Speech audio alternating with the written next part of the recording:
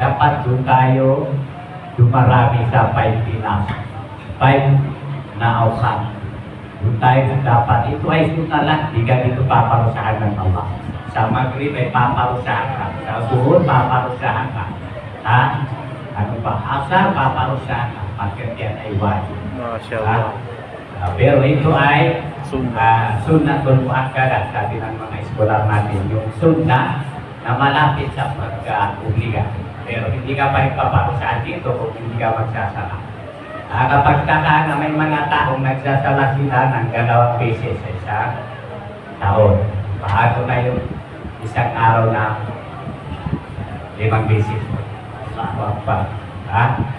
So, kung ganun tayo, ay sikapin natin na magsalang tayo ng isang araw. Isa. Hanggang sa ito ay makumpleto namin.